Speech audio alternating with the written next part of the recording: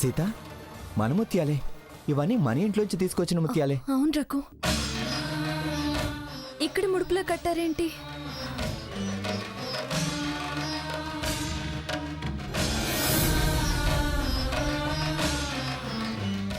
అమ్మా చిత్తారమ్మ తల్లి, మమ్మల్ని కరుణించావా? ధన్యురాల్ని. సీత, ఈ ముత్యాలు తీసుకొచ్చి ఇక్కడ ముడుపులా కట్టారు. ఈ ముత్యాలు బయటపడ్డట్టే ఆ కట్టిన వాళ్ళు కూడా దొరికితే బాగుంటుంది. రఘు, వాళ్ళ సంగతి ఆ సుబ్రహ్మణ్య స్వామి చూసుకుంటాడు. పాపానికి శిక్ష కూడా విధిస్తాడు. ముందు మనం వెళ్ళి కళ్యాణం పూర్తి చేద్దాం. పద.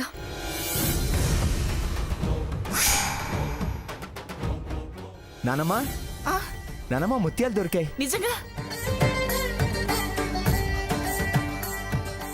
నేను చెప్పానుగా సీత నా దేవుడు తప్పకుండా దీవిస్తాడని. ముడుపుగా కట్టి చెట్టుకు కట్టారు. దొంగ ముఖాలెవరో ఆ పనిచేస్తుంటారు. అంతే పిన్ని గారు. దొరికాయి కాబట్టి అంతే అంటున్నావు. ముందే జాగ్రత్తగా ఉంటే బాగుండేది. పొరపాటైంది పిన్ని గారు. దొరికాయి కదా, ఇంకా దాని గురించి ఎందుకు మంగా, వదిలే. నేను చాలా భయపడ్డాను పిన్ని గారు. మొక్కిన మొక్కు పూర్తి కాదేమోనని కంగారు పడ్డాను. సీత చాలా ధైర్యం చేసింది. మోకాళ్ల మీద ప్రదక్షిణలు కష్టపడి చేసింది. ఎంతైనా నువ్వు అదృష్టవంతురాలి సీత. ఇంత చేసి ఫలితం దక్కదేమో అనుకున్నాను గాని ఆ సుబ్రహ్మణ్య స్వామి నిన్ను కరుణించాడు. అయినా ఇక్కడికి తీసుకొచ్చిన ముత్యాలు అక్కడికెలా వెళ్ళాయి? ఎవరో వాటి గురించి, వాటి విలువ గురించి తెలిసి కొట్టేయాలనుకున్నారు. అందుకే ముందు ఇక్కడి నుంచి అక్కడికి షిఫ్ట్ చేశారు. వచ్చిన వాళ్లలోనే ఎవరు ఈ పని చేస్తుంటారు.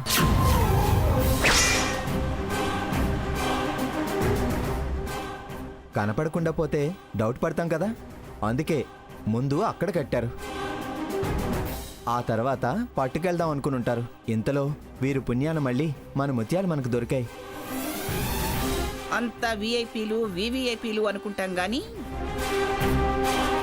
బుద్ధి వంకర ఎవరికి తెలుస్తుంది? మేం పిలిచిన వాళ్ళలో ఎవరూ అలాంటి వాళ్ళు లేరు పిన్ని గారు. కళ్యాణ తలంబ్రాలు ఎత్తుకెళ్లాలన్న బుద్ధున్న వాళ్ళు నా తరపున కూడా ఎవరూ లేరు.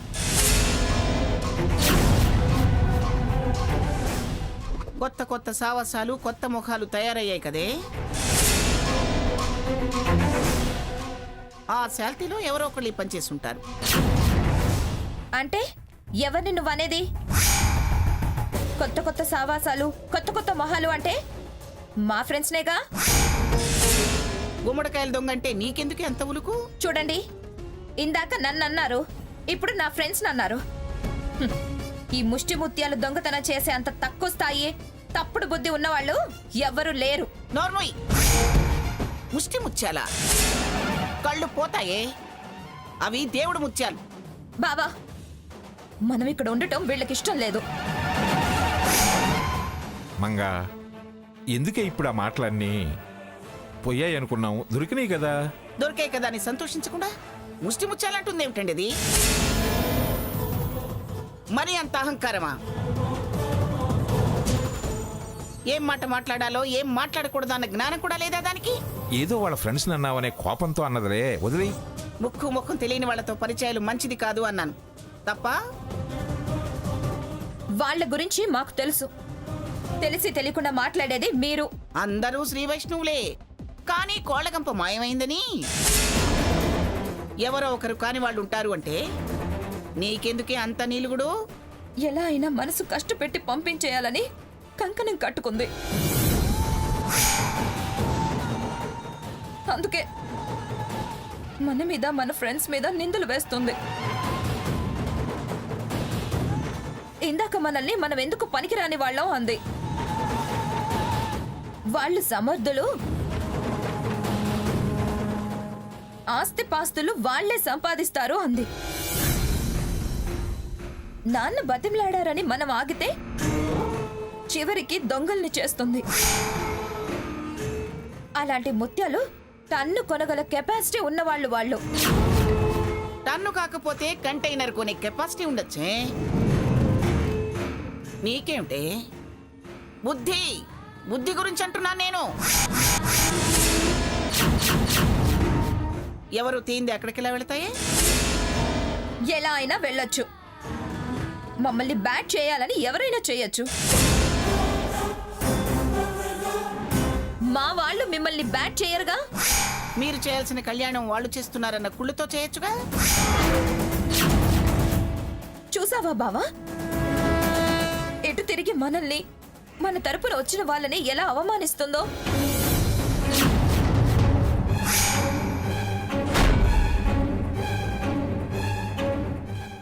ఇంకా ఇక్కడ ఒక్క క్షణం కూడా ఉండొద్దు. పోదాం పద బావా. ఏమిటే బెదిరిస్తున్నావా? దేవుణ్ణి నమ్మితే సుఖ సంతోషాలు దక్కుతాయి.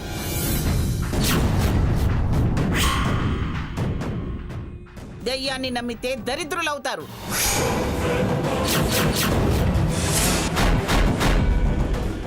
అది దేవుణ్ణి నమ్మింది, అందుకే ముత్యాలు దక్కేదానికి. అంటే మేము దరిద్రం అవుతామనా నువ్వనేది? మిమ్మల్ని నేనేం అనలేదురా. ఆ మాత్రం అర్థం చేసుకోలేని వాళ్ళం కాదు. ఉండు, ఆ సమర్థులతోనే ఉండు. మాతో ఎందుకు? పద బాబా పోదాం. అల్లుడు గారు ఆగండి, అక్షంతలు వేయించుకుని వెళ్ళండి. చేసిన అవమానాలు చాలు. అక్షింతలు ఆశీర్వచనాలు అంటూ ఆపి ఇంకా ఇంకా అవమానాల పాలు చేయాలని చూడకండి. స్వర్ణ, సీత. ఆగండి. వద్దు, ఆపి అవమానించిన వాళ్ళం అవ్వద్దు. వాళ్ళ ఇష్టానికి వాళ్ళు వెళ్తున్నారు, వెళ్ళని. అమ్మా తలంబ్రాలు. పిన్ని గారు వాళ్ళు ఏం చేయమంటావు? ఏం చేయమంటావు? వాళ్ళ కాళ్ళు పట్టుకోమంటావా? ఇది దేవుడి కళ్యాణం అని వాళ్ళకుండాలి. ఇవన్నీ ఇప్పుడు ఉండేవిగా. కానివ్వండి, ముందు జరగాల్సిన కార్యక్రమం కానివ్వండి.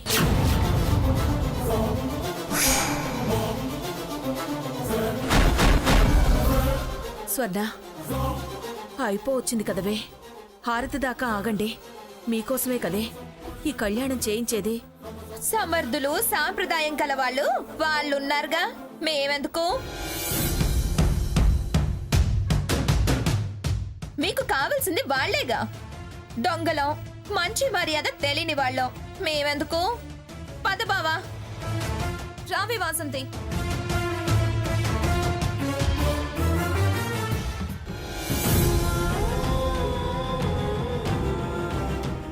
వాళ్ళు వినరు సావిత్రి, వినరు.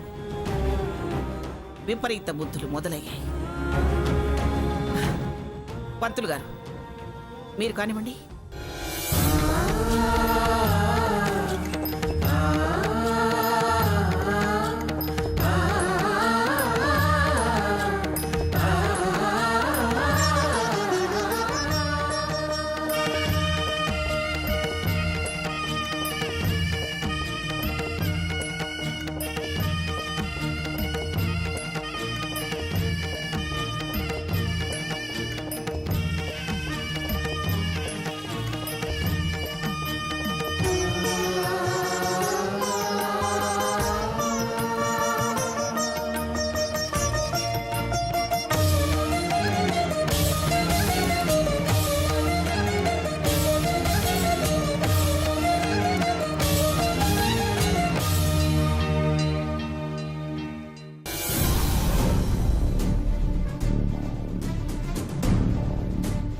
బావా, రోజు రోజుకి మనమంటే వాళ్ళకి పడటం లేదు.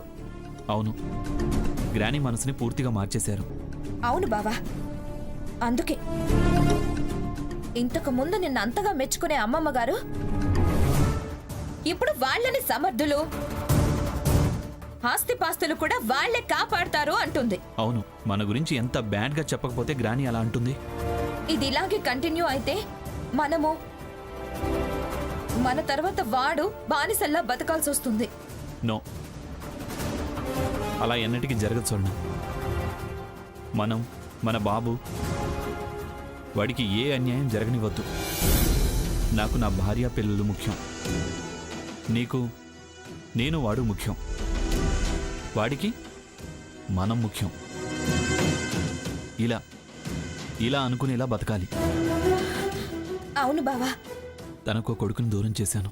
ఇక నుంచి తనను ఎట్టి పరిస్థితుల్లోనూ బాధ పెట్టకూడదు. బావా, మనం మన కోసం బతకాలి. ఎవరేమన్నా పట్టించుకోకూడదు. అలాగే స్వర్ణ. అరే, అక్క, బావ, అమ్మమ్మ, తాతయ్య అని మనం ఇంత ఆరాట పడుతుంటే వాళ్ళేమో మనల్ని శత్రువుల్లా చూస్తున్నారు. వాళ్ళు పైకి ఒక రకంగా ఉంటూ మరోటి మనసులో పెట్టుకుని ఏదో ఆశించిలా చేస్తున్నారనిపిస్తోంది. నాకు అలాగే అనిపిస్తుంది బావా. చూడు, ఇక నుంచి మనిద్దరం ఒకే మాట మీద ఉండాలి. అలాగే బావా.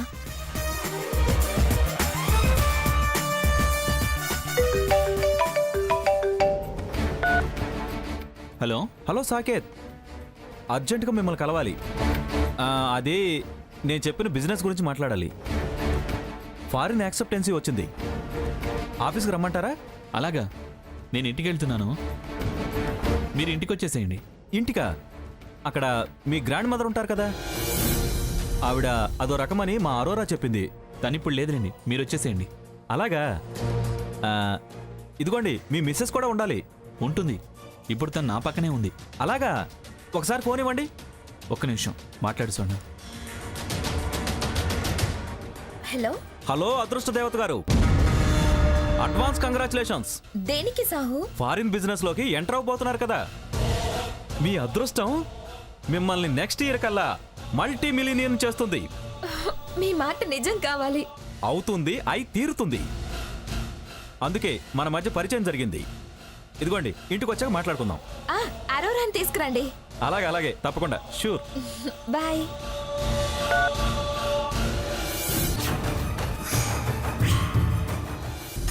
అమ్మా, కళ్యాణం దివ్యంగా ముగిసింది. యథావిధిగా ఉత్సవమూర్తులను మీరింటికి తీసుకెళ్ళొచ్చు. ఏమండి, స్వర్ణ కూడా ఉంటే ఎంత బాగుండేది. కాదని వెళ్ళింది, మనమేం చేస్తాం? ఎవరికి ఎంత ప్రాప్తం అంతే దక్కుతుంది. అయినా ఇప్పుడు ఎందుకు అవన్నీ? అయిపోయింది కదా మంగా, బయలుదేరదామా? బయలుదేరదామండి. ఇంకా ఆలస్యం ఎందుకు? బయలుదేరదాం. అమ్మా, మరి నాకు సెలవు ఇప్పించండి. అయ్యా, మీరు విగ్రహాలను తీసుకెళ్ళొచ్చు. అలాగేనండి. అలాగేనండి.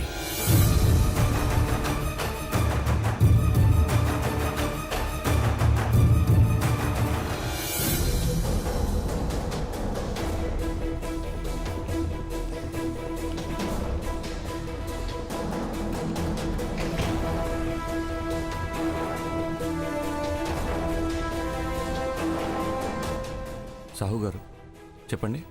సాకేత్ గారు, జనరల్గా నేను ఎవరితోనూ పార్ట్నర్షిప్ బిజినెస్ చేయను. చాలామంది నాకున్న ఫారిన్ పరిచయాలను దృష్టిలో పెట్టుకుని పార్ట్నర్గా రమ్మన్నారు. కానీ నేను అందరినీ రిజెక్ట్ చేశాను. అలాంటిది ఇవాళ మీ మంచితనం, బ్రిలియన్సీ చూసి మిమ్మల్ని నేను ఇన్వైట్ చేస్తున్నాను. చాలా థ్యాంక్స్. థ్యాంక్స్ నేను చెప్పాలండి. దేనికి? నా రిక్వెస్ట్ ఓకే చేసినందుకు. మీలాంటి పెద్ద బిజినెస్ మ్యాన్ పిలిచి పార్ట్నర్షిప్ ఇస్తుంటే ఎలా కాదనగలను? చూడండి సాకేత్ గారు, ఇందులో మనం స్లీపింగ్ పార్ట్నర్స్ మాత్రమే. అదేంటి? నా పేరుని ఇప్పటికే చాలా బిజినెస్లు ఉన్నాయి. ఇది మన పేరుని చేస్తే రేపు ఇన్కమ్ ట్యాక్స్ ప్రాబ్లమ్స్ రావచ్చు, ఫారిన్ ఎక్స్చేంజ్ ప్రాబ్లమ్స్ రావచ్చు. అందుకే నా తరపున అరోరాని మెయిన్ పార్ట్నర్గా ఉంచాలనుకుంటున్నాను. అయితే బావ తరపున నేనుంటా. ఎందుకంటే మా బావ పేరు మీద చాలా వ్యాపారాలున్నాయి. Good idea. ఏమో అనుకున్నా, స్వర్ణ కూడా మీలా చాలా ఇంటెలిజెంట్. నంబర్ 1 బిజినెస్ మ్యాన్ భార్యకి ఆ మాత్రం తెలివితేటలు ఉండవా మరి? Minimum yearly 100 crores turn over ఉంటుంది సాకేత్ గారు. నైస్. విత్ ఇన్ 2 years లో వీల్ చైర్ తప్ప మీ గ్రానీని మించిన లెవెల్లో స్వర్ణ ఉంటుంది. సాకేత్ గారు, మీరు స్టేట్ లెవెల్ ఇండస్ట్రియలిస్ట్ అయితే స్వర్ణ ఇంటర్నేషనల్ లెవెల్ బిజినెస్ ఉమెన్ అవుతుంది. మంగమ్మ గారిని జనం మర్చిపోయి మిస్సెస్ స్వర్ణలత సాకేత్ అని ఎక్కడికెళ్ళినా జనం స్వర్ణకి పల్లకి పడతారు. You are very very lucky Swarna. మీ గ్రాని 25 ఏళ్లు కష్టపడితే ఈ లెవెల్కి రాగలిగారు. మీరు 25 నెలల్లో అంతకు మించి 10 రెట్లు ఎక్కువ సంపాదిస్తారు చూడండి. అదేలా? మీరు స్టేట్లో మాత్రమే మార్కెట్ చేస్తారు, మనది వరల్డ్ మార్కెట్ కదా. అంటే 196 కంట్రీస్, నియర్లీ 800 crores పీపుల్. అందులో 1/4 వినియోగం చేసిన మన ప్రోడక్ట్ 200 కోట్ల మంది డైలీ యూస్ చేస్తారు. మినిమం 2 రూపీస్ ప్రాఫిట్ అయినా పర్ డే 400 crores ఆదాయం, నెలకి 12,000 కోట్లు, సంవత్సరానికి 1,44,000 కోట్ల ఆదాయం అన్నమాట.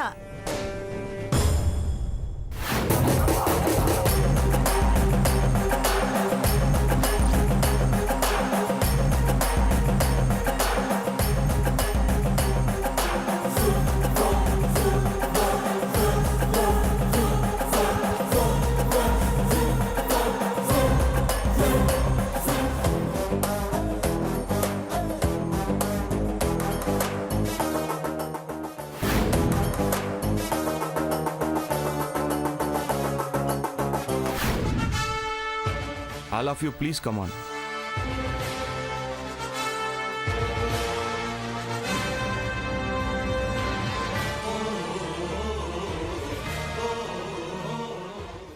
ఈరోజు గ్రాండ్ చైర్మన్గా రిటైర్ అవుతున్నారు.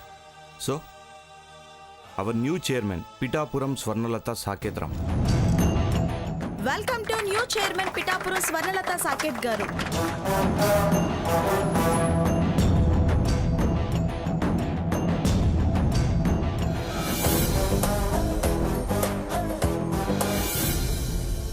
స్వర్ణ, అగ్రిమెంట్ మీద సంతకం చెయ్యి. స్వర్ణ ఏంటి? చేయించు సాకేత్, కమాన్. స్వర్ణ, స్వర్ణ, సైన్ చేయి. చేయండి. నువ్వు చేయి బావా.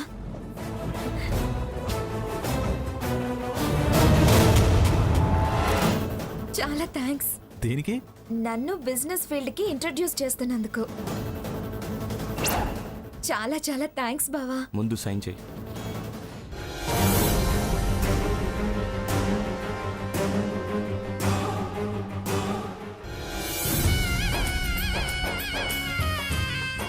లక్ష్మి, లక్ష్మి, వస్తున్నాను అత్తయ్య. రా రా, త్వరగా రా. చెప్పండి అత్తయ్య. స్వర్ణేది?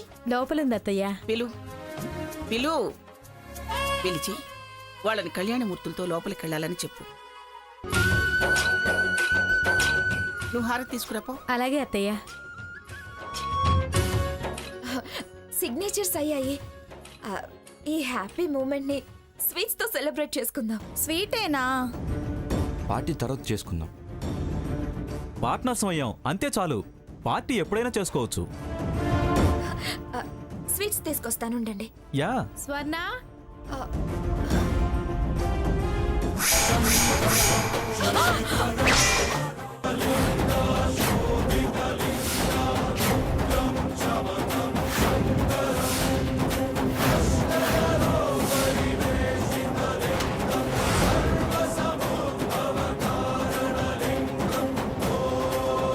ఏయ్ పాపిష్టిదానా, అంత కళ్ళు మూసిపోయాయే నీకు?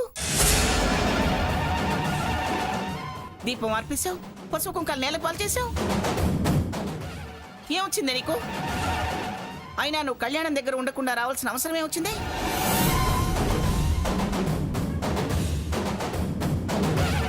కనీసం కళ్యాణమూర్తులతోనైనా కలిసి లోపలికి రావాలని పిలిస్తే కళ్ళు నెత్తిన పెట్టుకుని ఆ హారతినే నేలపాలు చేశావు. చిచ్చి చిచ్చి చి, ఎంత అశుభం, ఎంత అశుభం. మాట వినిపించుకోకుండా లోపల నువ్వు వెలగబెడుతున్న ఘనకార్యం ఏమిటో? కళ్యాణం చేసే అర్హత లేనప్పుడు రాకేం చేస్తాం?